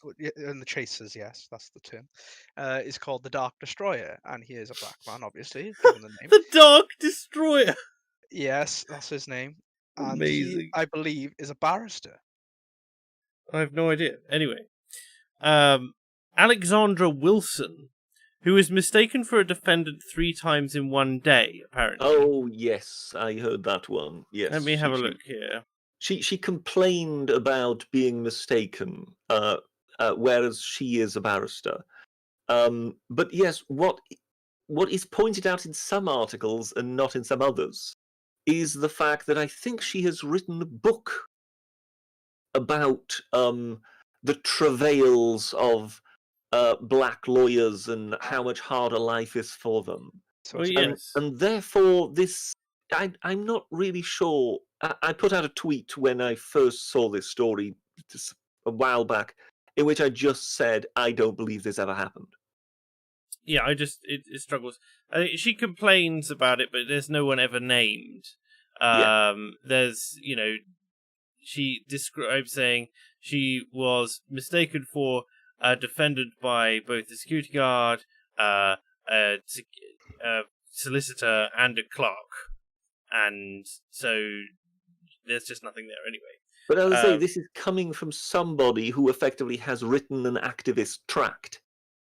Yeah, well, she was called. She basically qualified in 2013. She established the Black Barristers Network.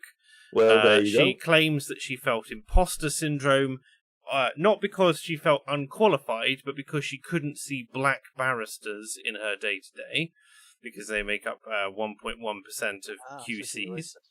She used to practicing crime as a pupil and junior, she would be mistaken for a defendant. Again, that's somewhat spurious. Nobody thinks that black people or ethnic minorities can be barristers. She's got no... This is a baseless assertion, which is made without any evidence, that someone has... No one has come up to her and said, you can't be a barrister because you're... If American films are anything to go by, I can't help the feeling that if you want to be police chief, mayor of a major city, president, or possibly a judge, you pretty much need to be black. You need to be? Then you do now. No, I mean, if American films are anything to go by... Oh, I see what you're saying. Yeah. Or police sergeants, indeed. I was like, police chief, mayor, president, or judge. And I believe first you need to be a lawyer before you become a judge. Yes. That's true. Yes, you need... Yeah, anyway. So, yeah, they're complaining about the fact that she's having to wear ID to not be questioned. Say that some of the magistrates are condescending and rude to black barristers. I have to remind them this is counsel you're talking to, because clearly they're talking to them because they're rude to, only black barristers as opposed to anyone else.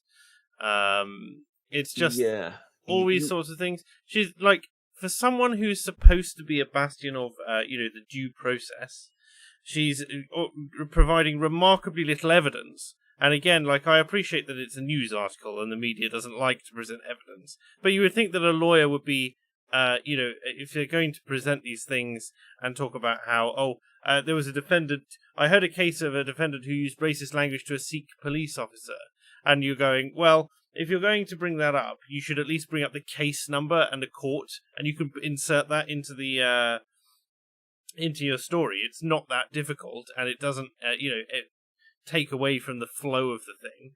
And then you've got something which is solid to back your stuff. But again, all this stuff which is just baseless grifting, for lack of a better term, because you have a particular imposter syndrome, because you're racially conscious, because you're a racist. It's just ridiculous.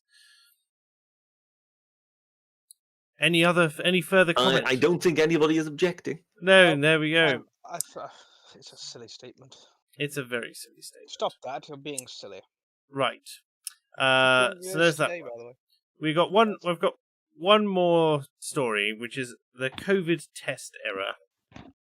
I assume you're aware of the COVID test error, Britisher? That it wasn't there something like 16,000 positives that hadn't been reported. Indeed. So we have a new a new record. The new record. The graph for this, if I can find it just here. I will copy it and post it into chat. 1 second. Is it more in line with the doubling every day thing now? No. So this is our current COVID graph, and what we're missing is one more line on the end, which is this new line, which has an extra 15, extra group of people in it, 15,000 people. So. Even if you scale this across the previous week, it's not that many actual additions. It's just what it is. Where are we now? There we are. Yes, so it should never have happened. There was a technical glitch that saw 16,000 COVID-19 cases go unreported.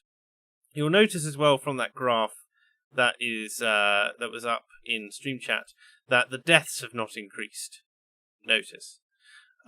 Daily number of patients in beds which are capable of delivering mechanical ventilation has risen to a whole 325-ish out of the 31,500 COVID beds that we now have available.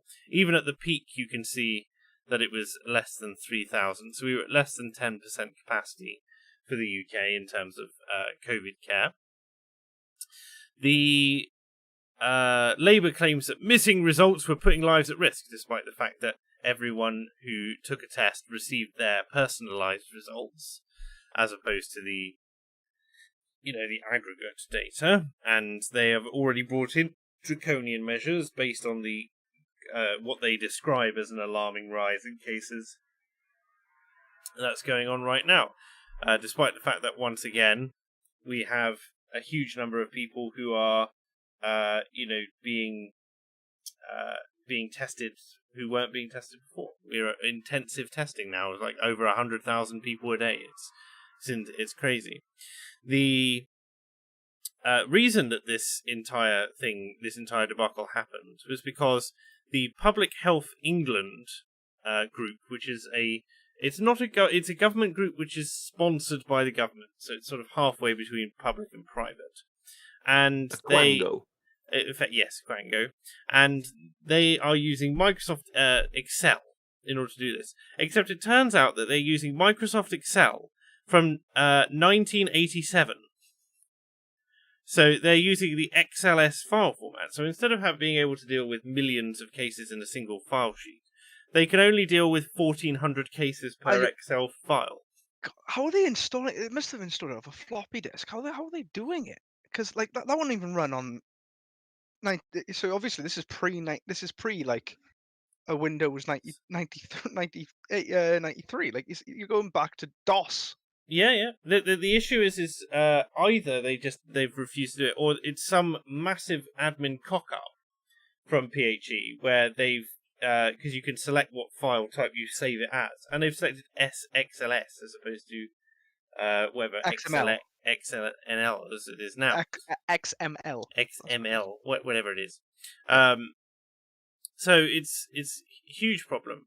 Me and Owine were having a look at the COVID stats before this began as well, and we noted that the budget for PHE, which is Public Health England, is £4 billion a year, and they have 5,000 employees, and they give away around £3 billion in grants every year of that budget. So they have £1 billion for themselves for their 5,000 employees, and they're supposed to deal with lots and lots of different diseases and run lots of different campaigns. But you'd think they'd be able to splash out the £500,000 it costs for a commercial license for 5,000 people, between £400,000 and £550,000, in order to use up-to-date software, for goodness sake. Well, you'd think that would be a priority, is to keep your software up to date, because obviously that will improve the efficiency and the actual accuracy of your systems. It depends on whether that creates some conflicts with other software that is also using it. Well, hardly. It's they're importing it into Excel.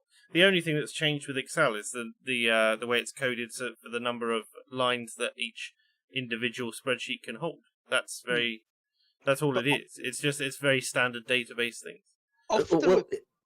Sorry, British. I was just going to say, often with bureaucracy, what you find is that they tend to say, oh, you got to save it. You got to kind of cater for the oldest possible system that could be used, and that's why they may be saving it as that. So you think about it, comparison would be, think about braking distances in cars.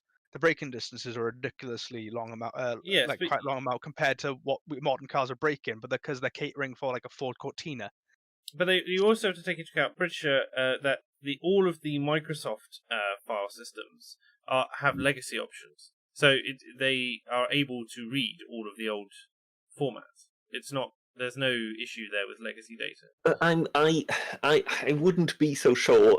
When it comes to computing, there is a great deal of capability for cock up. Yes, and I'm telling you, when it comes to you having a system that requires you to feed certain data into it that may be in a certain format, then perhaps the last thing on earth you want to do is change that format, because then you find yourself having to change other things down the line. Britisher, it's been 33 years.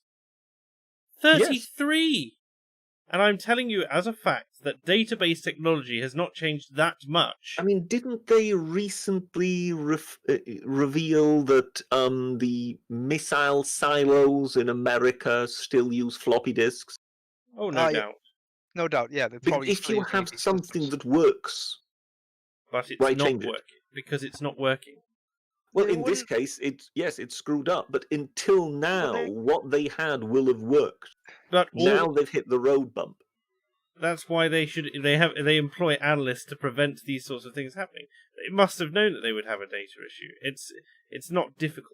With the nuclear stuff as well, there's the added thing of that they wouldn't digitize it completely, because obviously that would mean there would be some form of connection maybe to the internet, which you'd like to avoid, and so they'd probably keep it quite fairly analog, to have it completely disconnected from any outside sources that would be outside of the control of the US military.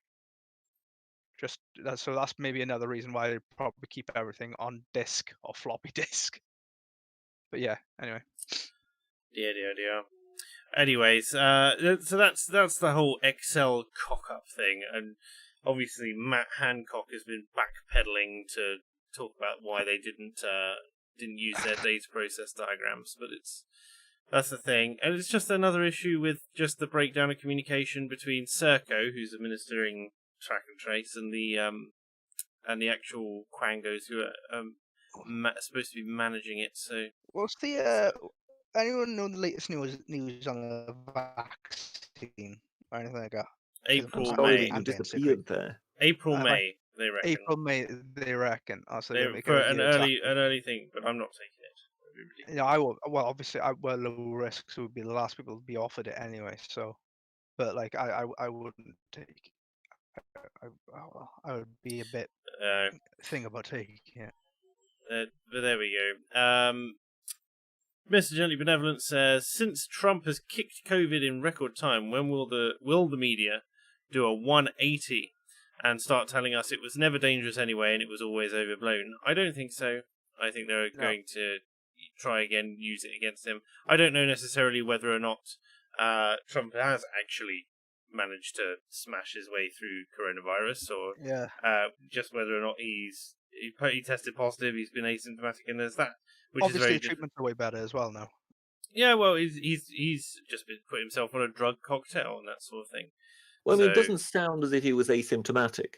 It sounds as if he wasn't really severely affected. Right, no, he was taken in as a precaution, but we know nothing about whether or not he had symptoms or not. He claims. Oh no, they have said that was it two occasions his blood oxygen dropped. Okay. So he did appear to have some symptoms. So his breathing must have been somehow affected, and therefore less oxygen was getting into the blood. But it seemed to be sorted fairly quickly. So there seemed to have been some symptom, hence more than likely this whole move to a hospital, just in case it suddenly went nasty, given that he is in the risk group. But yes, he seems to have dealt with it fairly well. I mean, I noticed that one time when he did his Twitter stream and he was sort of seated at the table, he sounded a little breathless, and he didn't sound quite as sort of forceful and energetic as he normally does. Whereas the latest sort of statements, he seems to sound much more like Donald Trump again. So I feel that yes, there was some effect to him, but he seems to have shaken it fairly quickly. Well, we'll have to keep tabs on it. After all, do you think it'll hurt his election chances at all? Either of you? Yes. No. I think it will hurt him twofold. One, the fact that now more and more White House staff. I mean, apparently now today his press secretary has gone down with it. So the fact that it seems to have got into the White House and started circulating within the White House and the White House staff and his advisors and so on, that doesn't sell well when COVID is a big issue, and he's supposed to be with the man who's got it in hand. On the other hand, he may be out of hospital, but he'll still have to self-isolate.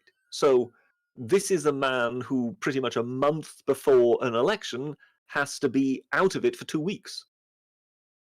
And he likes his rallies. He likes, he likes to be out and about and with the people. Now more than any other time, he would now be out there having big rallies in Florida and whatever. And of course, now he won't be able to do that. So in a strange way, the roles are now reversed. Biden will be able to go out and about at least a bit, whereas it will be Trump who will be in the bunker. I think people are more sympathetic to Trump, though. They seem to think that Biden's being abused. This is rally to his base, I think. Trump's base. I think it will be interesting to see. This is the one joker in the pack. It will be interesting to see whether there is a sympathy vote with his getting COVID, because it did seem to affect Boris Johnson. Boris Johnson seemed to get a sympathy vote in the polls when he went down with COVID. Mm. There is a meme, because the obviously Donald Trump has been lampooned and described, shall we say, as the God Emperor, right? God Emperor Trump. We all Never heard of it. We all know this. But if you know your 40k lore at all, you also know that Trump is. Where's this gone here now? Let me just close this just temporarily whilst I pull up a message with this meme on it. There is a new God Emperor Trump meme, which is him as the Machine King, sitting on his golden throne, as this sort of entity. He's going to take over America. The prophecy is coming true. Here you are, Brisha. This is what it looks like. What the fan art looks like now. Good grief. I do hope now he's kind of plugged into the net, is he? Yes, I do hope he gets better soon, because it's and properly. He said, I think he's done very well. He's adopted the opposite strategy, I suppose, to Boris, whereas Boris has taken a more. But then again, I don't know whether or not Boris was hit much harder. Boris was hit much harder. Plus, again, that was earlier on in the virus where no one really knew how to treat it. And so I think Boris was visibly terrible. So he was in intensive care. Yeah, he almost. There was the rule. Rob was talking about it because the Conservative conference is on now. By the way, should you guys ever even seen? And the Rob was on about it. He was talking about that there were plans drawn up in eventual. For Rob himself to do the speech after Boris had passed away from the virus, and they were readying it supposedly, and because it was getting it got to the point where yes, Boris did come very close. Well, I'd be interested, when Boris comes out of office, to see whether or not anything else comes through, And Rob was going to be made Prime Minister. Yeah. So Michael Gove was more than likely trying to find out how he could possibly stab Dominic Raab in the back. It's quite difficult. Raab is, but then Raab is quite broad, so it's but he's well defended. I just want to move us along fairly quickly because we are running out of time. But Hollow 1916 says the government don't want to pay for new Excel software. Think of the amount of paperwork they would have to do to upgrade everything. Well, there's also the fact that the last big upgrade that the government did was trying to centralise the NHS, and we all know how well that went, i.e. not well at all, and a lot of patient data was lost or stolen, and it was a nightmare trying to get any information anywhere. So I can understand them being sceptical, but I think 33 years is beyond the pale. I think that you must upgrade even to something which you know is stable sooner than that. It's not an expensive, in the grand scheme of things, it's not an expensive move. So that's my take on that. Mad Beast Yeti donates 50 Canadian dollars. Thank you very much. That's very generous of you. And says, Canadian news. Conservatives won in New Brunswick. NDP forced an election in BC for October. I don't know. Columbia. British Columbia, right. For October. Saskatchewan Parliament was dissolved. That's 2 more October elections. Federal Trudeau passed his throne speech. The Greens just voted in the first black leader of a party. I believe the throne speech is the equivalent of the Queen's speech. Yes. There was something funny where one of Trudeau's staffers made a little bit of a faux pas recently. I'm trying to remember. Let's have a look-see. Canada, Trudeau, staffer. Canada. Let me see. But Canada needs some saving. The new leader of Canada is a big supporter of Kansas UK now, and he's openly called for it, I believe. What's his name? Something O'Toole? I've no idea. But let me... It was something about... I can't remember what it was. No, I can't see anything there, unfortunately. There was a story that came up earlier, which was very unclear. I couldn't see it there. Trudeau does, we haven't heard much from Trudeau, have we? Really? Well, because in he's the hanging past on by a years? thread, and he can't really do a lot. I don't know if he is. Like, I think possibly the idea is basically his transgressions with the woke lefties have damaged his reputation with them, but I don't think that's the majority of his supporter base. I think also New Zealand lady has taken away his thunder in the Anglosphere. Jacinda Ardern. Yes, as prime woken chief. Yeah, there is that as well. So he's just not interesting enough. Or perhaps they're doing damage control on him because he had he had that big scandal last January, didn't he? Oh, yeah. That's that too. But yes, so thank you, Mad BCSE. I'm not that familiar with Canadian politics, so I can't really comment further, but that's very generous of you. Thank you very much. Although chat's telling me he hasn't got a working majority, so that's probably another factor. Yeah, he has to play close to his base at the moment. Anna Quinn Cringewalker says, that meat balloon, Chris Christie, also has coof. Chris Christie? Is he an advisor? Why does he sound familiar? Because I believe we probably heard him in passing. Yes, the former governor of something. Yes, New Jersey. That was right. Yes. He spent 8 years. 8 years as that. He tested positive 2 days ago, so he's going on as a precautionary measure. I do hope he gets well soon. It's never. Well, he would be in a risk group too because obesity. Indeed. And Hollow 1916 said Trump should just stream doing random stuff in his isolation. That would be amazing. That would be amazing. Sorry? It'd play to his internet audience, which he does have quite a large amount of. He has unreal. I mean, the academic agent, love him or hate him, put out a very good video earlier today about the numbers to do with Trump and versus Biden in terms of just reach. And I don't like to go off the pure internet base just because, we see things like Remainer Twitter and the Labour Party having massive reach in the lefties. But we haven't really seen any lefty movement for Biden, really, even in the Twitter sphere. There's not really been a massive push from his voter base, and the numbers are basically that Trump is anywhere between 5 and 10 times more popular online than him anyway, even in these lefty spaces. So, and there seems to be a lot more division on Biden's social media. So his YouTube videos usually have a sort of 50-50 like-dislike ratio, as opposed to Trump's sort of 95% positive. So I just don't see the support for him there. But whether or not the Democrats are again rallying around the Biden team, and let's just get this, racist, fascist, misogynistic, homophobe out of the White House, is another thing entirely. But I don't know how close a race it is. I thought that it was going to be a landslide for Trump. I think that still might happen, but it seems all a bit up in the air as of now.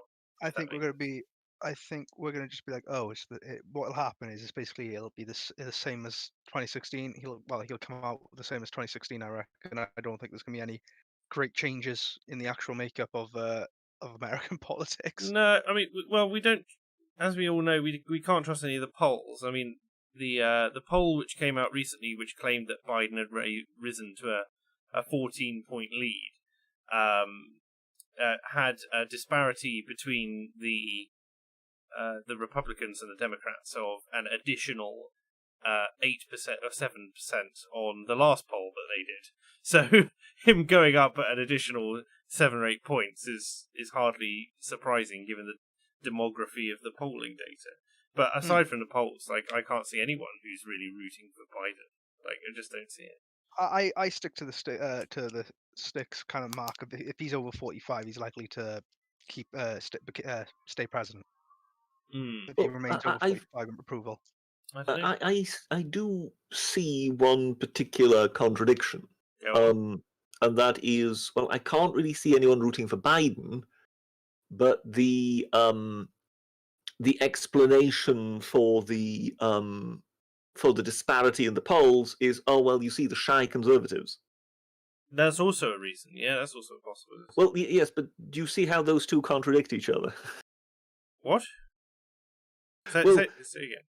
In one moment, the right is much more energized. They are much more enthusiastic. But they are also the shy ones. Well, they're energized You see how that somehow contradicts each other. They're energized online, but they're not necessarily. They said they don't trust the media. They don't trust the pollsters, so they're not going to give their data so freely, as we see with the lower turnout for the polls from Republicans. And again, I think the most recent survey said that something like 77% of Trump supporters wouldn't be willing to tell a family member. And again, I appreciate that I'm taking one survey over another here, but I still feel like there's, even if that's only partially true, that's a good number of people who are not being clear. When it comes to all this, I wish I were convinced, because I want Trump to win, but I'm just not sure whether we're looking at a lot of wishful thinking here. I err on the side of optimism, but particularly when it comes to the sort of wholesale dismissal of the polls, because either they really are just all conning us, and every single one of them is conning us, including the Fox News polls, or maybe the pollsters are experts in their field and have actually amended some of the things they're doing, given that last time they got it wrong, and are taking a new stab at it. Over here, and now I know over here it's not been quite as, sort of strongly polarized as it is in America at the moment. But over here, we know every time that they do a kind of post-match analysis. They look at, okay, where did we get it wrong in the last election, and how do we amend that?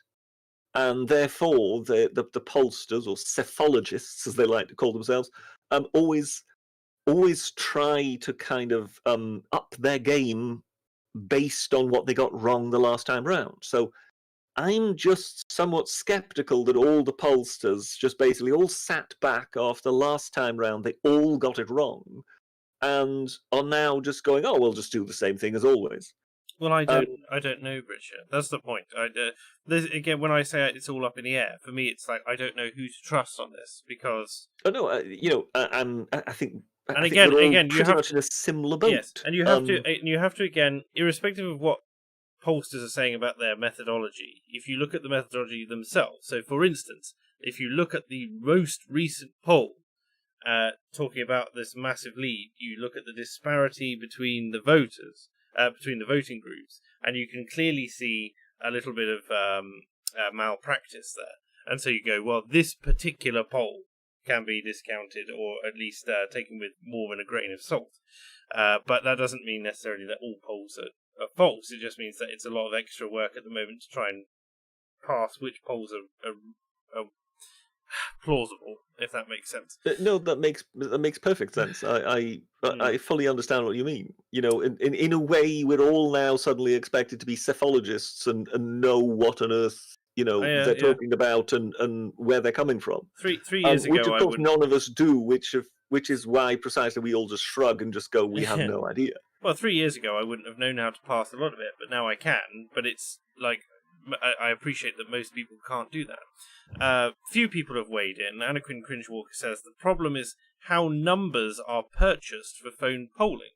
Lots of people have multiple lines, and there's no way to check if you call the same person because it's all anonymous. That's a good point, actually. When you think about it, who's I've giving their numbers heard, out? Yes, I've heard those arguments, but again, I just don't think that the pollsters themselves are just willing to put out numbers they themselves don't believe in. Oh no, I mean, I don't. you remember there's this chap that always turns up every British election. I think is he Scottish? And he gets interviewed by Andrew Neil and whatever, and gives the spiel as to what he thinks is going on. Are you on about the professor of polling at Edinburgh University? He's not Something like Scottish, that. but yeah, Yes. I know the guy you're on about. And you listen to this chap and you kind of realize, okay, no, they do take what they do quite seriously, and they are aware of weaknesses, but they try to counterbalance them. And so this idea that, oh well, all the numbers are up in the air anyway, and nobody, I'm quite sure they have methods which they at least believe sort of account for some of the weaknesses within certain parts of the methodology. So the idea that they should be happy to have completely called it wrong last time round, albeit in their defense, and this is what a lot of people get mixed up, they were saying last time round it was very close, and it was. Where they got it completely wrong is when they then said there is a 93% probability that the close lead of Hillary Clinton's will actually result in a win. And now you get people sort of saying, oh, well, last time round they said Hillary Clinton will win, 93%. You say, well, no, that's not what they actually said. They did predict a close lead. This time round, so they did predict a close race, and I mean, in the end, she is supposed to have polled higher numbers than him, so they can't have been that far off in the percentages. Even though, of course, he won the states quite heavily. But now they are actually predicting a wider lead than last time for Biden. So what I draw comparison with this week, because if we go back to 2016, right? Obviously, earlier on in the year, you had the Brexit vote, and then you had the American vote, and then you had the two polling systems there. Both of them were wrong, one lesser than the other. Well, the Brexit vote was probably a bit less wrong than the American vote. And if we talk about the last election in the UK in December, and we look at the polling there, the polling always had the Tories ahead, but they didn't call the landslide whatsoever. And if I like what I think, I do still think that they haven't changed their methodology significantly enough since the last election, because I think they think that the 2016 was a once one in 100 a fluke freak. Do you remember Workington Man? Yeah, Workington Man, where they were saying, look, so effectively they accepted that there was certain uncertainties, but at the same time they sort of said these are the constituencies to which you need to look. If these turn one way or the other, that's the indicator. So when it came to Working Man, they were dead on. That's exactly the kind of constituency that eventually mattered. It was sort of the Blythes and what's the other one in the northeast? Something Bishop Auckland. Durham, those were the ones that swung, and they had kind of predicted it's Workington Man who decides the election. Now they couldn't quite declare exactly which way Working Man was going to go, but they had isolated what was actually going to be the deciding factor. I think in the States the exact same thing happening now. Is it in Virginia or North Carolina? The Carolinas, one of those states, I believe, is kind of the bellwether, they call it in the States. Which will, if you see one of those swing either way, you'll start seeing a good direction for the election. Well, yeah, I think they're once again they're sort of looking to think places like Pennsylvania and whatever, aren't they? Sort of blue-collar places. Blue-collar places are once again a bit like Working Man. But the simple question is, which way does this go, and what particular demographics might vote differently from last time round? So there was the talk of blacks maybe coming out more for Trump. But at the same time, the Democrats have countered that with a very successful grassroots movement. Let me think. What's it called? 3 letters something. I don't know if it's that successful. I don't think it's that successful, to be honest. I think it's probably where you kind of wonder whether so much so that one of the candidates was that confident that he actually came out and said, if you're not backing me, you ain't black. Yeah, I think talking about the black vote is that I've seen significantly more since 2016 onwards. I've seen more kind of more black personalities online. So you talk about the Hodge twins, talk about all that sort of stuff emerge, and obviously that must have had some impact among the community, among that community. You're roboting obviously again. the online presence. Am I? Oh, well, say again. Just say again. You can see more black personalities on the right now than there was in 2016 by quite a lot. There's more. The online presence has only grown, and so you think, and also I think when it comes to the youth vote, I think the right is more energized to vote in numbers, even though there's more left wing youth voters, but they're not energized enough to come out to vote. Obviously, there'll still be a left wing slant to the youth vote. I'm not saying that, but there'll be a higher percentage of people. This is just it. When it comes to being energized, if they are willing to come out and make dog noises, or was it duck or goose noises at people on the street outside, if they're willing to come out and do that, then more than likely they too are more energized this time round. I think it might be a mistake to think, oh well, they're all just going to return to their apathy. So this is just it. I wish I could be as certain as I was a few months ago. Where I was saying Trump is going to get it. It's going to be a solid win. There is no question, because the economy is that strong. You can't sit on such a strong economy and not win if you're the incumbent president. And people were saying to me, oh, well, no, you're overconfident, this, that, whatever. And then COVID came along. And it removed his, forgive the pun, Trump card. And in that regard, my confidence has sort of had the literal stuffing knocked out of it, if you know what I mean. And I'm sort of looking at it going, okay, now what does he fall back on? So now he's kind of discovered the culture war.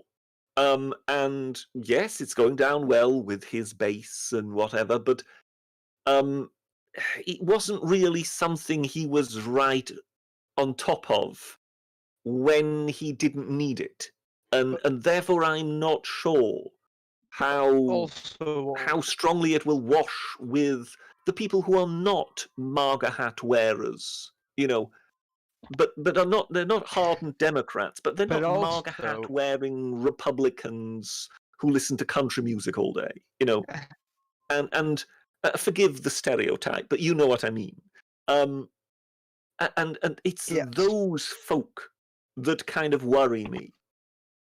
But also, one big relating to your point there, Britisher, we got to look at is who in the polls still is trusted more with the economy. Because if obviously this is a vote about economic recovery now, as much as it is anything else. Because as well, where do you pass the blame for the economic downturn? You can't pit it all on Trump. It's common sense will dictate, yes, during a pandemic where everyone's locked in, the economy is going to suffer. And so now you've got the recovery is beginning. But who do you trust to handle that recovery? Do you trust the man who has helped the economy blossom over the past few years? Or do you trust the party that made an economic recovery a long slog over 8 years? In all fairness, when it comes to the long slog over 8 years, they were in a different starting position. I mean, in all fairness to Obama, he inherited the brief nobody wanted to get when it came to the economy. So yes, it turned around slowly, but nonetheless it turned round, and it was the same continuous period of growth which Trump effectively saw the rest of until it went downhill. So I'm not sure whether that's entirely a fair comparison.